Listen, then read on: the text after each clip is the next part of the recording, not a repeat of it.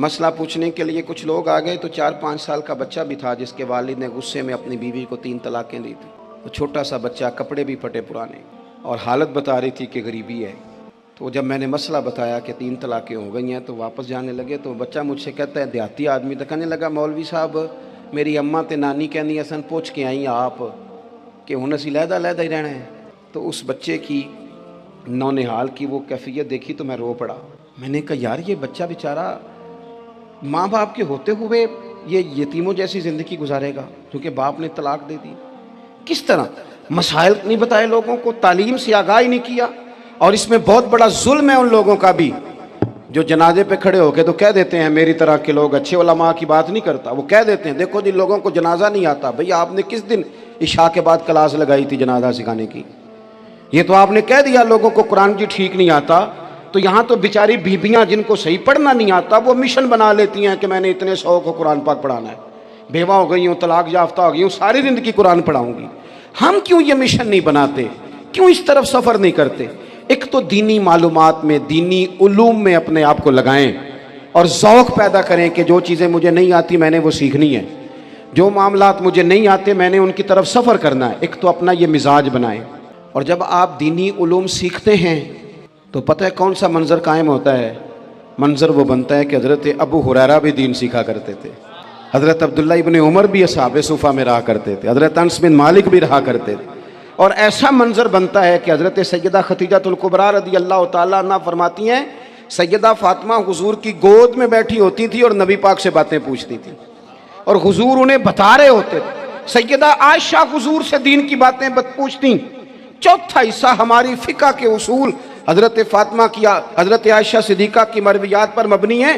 اگر ہماری بچیاں چھوڑ دیں ڈائجسٹ پڑھنا، چھوڑ دیں ادھر ادھر کی مووی دیکھنا اور وہ کتاب و سنت پر آ جائیں تو بہت سارے مسائل ایسے ہیں جو الجھنے سے پہلے ہی سلجھے ہوئے ہوں. دینی تعلیم کا مزاج اور ذوق. اور دوسری آیت کریمہ میں نے تلاوت کی، اللہ کریم نے قرآن مجید میں فرمایا یا ایھا الذین آمنوا قوا انفسکم واہلیکم نارا، اے ایمان والو خود بھی دوزخ کی آگ سے بچو اور اپنے گھر والوں کو بھی بچاؤ.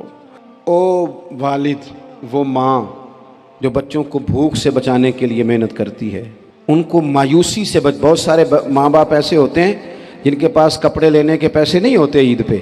کیوں عزیز بھائی؟ جس طرح ہم اپنے بچوں کو دیکھیں، بہت سارے ماں باپ کے پاس گنجائش نہیں ہوتی، لیکن اس نیت سے کہ بچوں کے دل ٹوٹ جائیں گے، عید پہ کیسے گزارا کریں گے، مشکل سے بھی کپڑے خرید کے دیتے. اس طرح ہم اپنے بچوں کو بھوک سے، پیاس سے، مایوسی سے بچاتے ہیں. اس طرح ہمارے رب نے ہمارے ذمے لگایا ہے کہ تم اپنے بچوں کو کوشش کرو دوزخ کی آگ سے بچانے کی. حضرت عمر فاروق رضی اللہ تعالیٰ عنہ نے عرض کیا تھا یا رسول اللہ صلی اللہ تعالیٰ علیہ وسلم، اس آیہ کریمہ کا معنی کیا ہے؟ تو محبوب کریم علیہ السلام نے فرمایا عمر، جن چیزوں کا اللہ تمہیں حکم دیتا ہے تم اپنے گھر والوں کو ان چیزوں کا حکم دو. جن چیزوں سے رب رسول تمہیں منع کرتے ہیں اپنے گھر والوں کو ان سے روکو. اپنے گھر کے اندر نفاذ دین کرنے کی کوشش کرو. میرے بھائی بہت زیادہ آزمائش ہے ہمارے گھروں میں، بے چینیاں ہیں، اضطراب ہے، بچوں میں سختی ہے، بہن بھائی ایک دوسرے کے ساتھ لڑتے ہیں، مزاجوں میں تلخی آ گئی. کیوں بھلا؟ اس لیے کہ ماں باپ کو جو بہترین کردار اور جو حسین طریقہ گھر میں اپنانا چاہیے تھا، بچے تقریر باہر سے سنتے ہیں لیکن وہ فالو اپنے ماں باپ کو کرتے ہیں. اگر ماں باپ میں حوصلہ ہو، صبر ہو، اطمینان ہو، خودداری ہو، تھوڑے پر گزارا کرنے کا مزاج ہو. دیکھیں نا آج ڈپریشن ہے، ٹینشن ہے، پینکس اٹیکس ہیں، بڑی ساری چیزیں آ گئی ہیں. کیوں بھلا؟ صبر نہیں، تحمل نہیں، بردباری نہیں. آزمائے. ایک دن ایک بچہ میرے پاس آ گیا مدرسے کا اور آ کے وہ رونے لگا. میرے گھر والے کہنے لگے کھانا چھوڑ دیں، پہلے اس کی بات سن لے. میں نے کہا پتر کیا ہوا؟ کسی نے مارا ہے کسی استاد نے؟ کہنے لگے نہیں حضرت، گھر فون کیا تھا تو میری اماں اور ابا کی لڑائی ہو رہی ہے. بچہ کانپ رہا ہے، ٹانگیں کانپ رہی ہیں. میں نے کہا کیا ہو کیا گیا تمہیں پتر؟ لڑائی ہو رہی ہے تو گھروں میں ہو ہی جاتی ہے. کہنے لگے نہیں آپ کو پتہ نہیں، وہ بڑا سخت لڑتے ہیں. میرے والد جب میری والدہ کو مارنے کے لیے آگے بڑھتے ہیں تو ہم سارے چارپائیوں کے نیچے چھپ جاتے ہیں. ہمیں خوف آتا ہے، وہ منظر خطرناک ہوتا ہے. یہ کون تکلیف دے رہا ہے اپنے بچوں کو؟ یہاں بیٹھے ہمارے ہاں मीलों दूर रहते थे उसके घर वाले, तो वो तकलीफ में था, तो घर में क्या कैफियत होगी। अगर हौसला हो, सब्र हो, कनात हो, अल्लाह के दिए हुए थोड़े रिस्क पर हमें राजी रहना आता हो, हमारे घरों में सुकून आए, इत्मीनान आए, हम जो ज़िंदगी बड़ी खुशी खुशी गुजार सकते हैं। हमारे मिजाजों का लालच, हमारी तबीयतों की बेराह रवी, हमारी झूठी अना का बुत, उन सारी चीज़ों को ख़त्म कर देता है। अपनी ज़िंदगी के अंदर अगर हम वो किरदार अपने बच्चों को दें, जिस किरदार में मोबाइल भी हो, जिसमें गाड़ी भी हो, जिसमें पैसे भी ला के अब्बा दराज में रखता हो, लेकिन वालिद का घर में मुसल्ला भी मौजूद हो, उसकी कोई तस्बीह भी हो, वो ये भी कहता हो कि खुदा ने अपने फजल से आज 5,000 दिया है तो इसमें 1,000 गरीबों का भी है, इसमें थोड़ा सा मैंने अल्लाह की रिज़ा के लिए भी रखा है। अगर कोई मुश्किल आ जाए तो वो बाप और माँ को सब्र करता हुआ देखते हो, अगर एक बाप कर बात करे तो दूसरा बर्दाश्त करता हो। खुदारा अपनी औलादों को इस अजियत का शिकार ना करो। अपने घरों के अंदर वो खुददारी, वो प्यार, वो वक़ार, वो मोहब्बत, वो अंदाज। आप थके हुए हैं, कोई शक नहीं, आप बहुत सारे मसाइल का बाहर शिकार होंगे, कोई शक नहीं, लेकिन आप बाहर से थक के आए हैं। और अगर आप बाहर अपनी फैक्ट्री के मालिक हैं और दफ्तर के बड़े हैं, तो घर में भी तो आप बड़े हैं ना।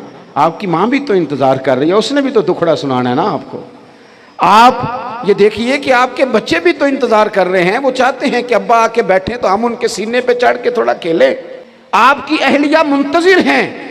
कुछ बातें बीवी किसी और से नहीं कह सकती, सिर्फ अपने शौहर से कहती है, लेकिन वो तो आते ही जलाल में आ गए साहब। वो कहने लगे तू बड़ी नालायक है, मैं थका मांदा आया हूं और तूने मुझे कहानी सुना दी है। वो उस खातून से शिद्दत के साथ पेश आने लगे। मेरे रसूल पाक की हयात नूर को देखो, हज़रत उम्मे ऐमन हुज़ूर की रज़ाई वालदा हैं, उनकी भी खिदमत हो रही है। हज़रत हलीमा सादी आ रही हैं तो खिदमत हो रही है। हज़रत अब्बास हुज़ूर के चचा हैं तो करीम फरमाते हैं मेरे चचा हैं बाप की जगह पे। हुज़ूर दोस्त अहबाब सहाबा गुलामों सब के साथ प्यार कर रहे हैं। 9 अज़वाज मुतहरात हैं घर के अंदर। और कैफियत ये है कि हुज़ूर सिर्फ उनकी ज़रूरतों का ही ख्याल नहीं करते, ख्वाहिशात का ही ख्याल नहीं करते, बल्कि मेरे करीम का तरीका ये है कि कोई बंदा आज बोल क्या रहा है, वो कहाँ खड़ा है, आज उसके जुमले किस तरह के हैं, उसका लहजा किस तरह का हो गया है और उसे ठीक कैसे करना है। महबूब इसका ख्याल फरमाते, तवज्जो करते। मैं कहता हूँ कि हम सबको शौक़ आया है आराम करने का। मैं सुबह 11 बजे से पहले अपने घर से निकल आया था और ये वक्त आ गया है और रात को खुदा जाने किस वक्त घर पहुँचना है। कई दफ़ा कैफियत ये होती है कि गाड़ी से उतरते हैं तो फिर दिल करता है कि कोई उठा के चलाए ना कभी। इसके बावजूद बहुत सारे लोग नाराज़ रहते हैं कि हमसे मिल के नहीं गए, फ़ोटो नहीं खिंचवा के गए, फलानी जगह चाय नहीं पी के गए। ये तसलसल है।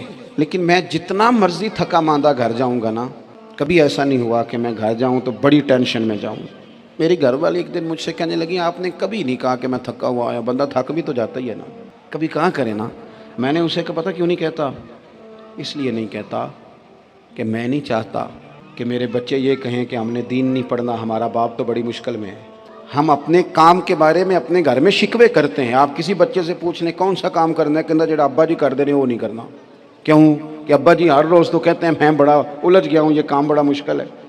मैं चाहता हूँ कि मैं अपने बच्चों को ये बताऊँ कि पुत्र मैं तो जिधर जाता हूँ फूल ही फूल हैं, मैं तो जिधर से गुजरता हूँ मोहब्बत ही मोहब्बत है, मैं तो जिधर से देखता हूँ दुआएं ही मिलती हैं, ताकि उनका शौक़ पैदा हो। मेरे अजीज़ आप थोड़ा सा दिल बड़ा करें। अगर आप एक की वजह से पूरा घर सुकून में आ जाता है तो आप दिल बड़ा क्यों नहीं करते। जगह ढूंढते हैं बस मुझे कोई तंग ना करे, कोई मेरी बाप माँ बदौलत को कोई परेशान ना करे। बुखारी शरीफ सुनिए, हज़रत आयशा सिद्दीक़ा रज़ी अल्लाह तआला अन्हा बैठी हैं। हुज़ूर फरमाने लगे आयशा आज एक बात ना बताऊं तुम्हें। या रसूलल्लाह बताइए। हुज़ूर फरमाने लगे जब तुम मुझसे नाराज़ होती हो तब भी मुझे पता चल जाता है, और जब राज़ी होती हो फिर भी पता चल जाता है। तो हज़रत सैयदा आयशा सिद्दीक़ा बात सुन के बड़ी खुश हुई। या रसूलल्लाह वो कैसे। हुज़ूर फरमाने लगे कभी कभी तुम कसम उठाती हो। या रसूलल्लाह हाँ। फरमाया जब होती हो ना राज़ी खुश तो फिर कहती हो मुझे रब्बे मोहम्मद की कसम सल्लल्लाहु अलैहि वसल्लम, फिर तुम मेरे नाम के साथ रब करीम का नाम मिला के कसम उठाती हो, रब्बे मोहम्मद की कसम। या रसूलल्लाह बिल्कुल ऐसे ही है। और फरमाया जब तुम्हारे दिल में कोई बात होती है ना تو پھر تم کہتی ہو مجھے رب ابراہیم علیہ السلام کی قسم، پھر تم رب محمد نہیں کہتی۔ یہ بخاری مسلم میں موجود ہے۔ حضرت عائشہ صدیقہ نے تو بات سنی تو کھل گئی طبیعت، کہنے لگی کریم صدقے جاؤ، یہاں تک خیال فرماتے ہو؟ کس کے جملے کہاں پہنچ گئے، یہاں تک خیال ہے؟ فرمایا مجھے پتہ چل جاتا ہے کہ تمہاری کیفیت کیا ہے، کہاں کھڑی ہو۔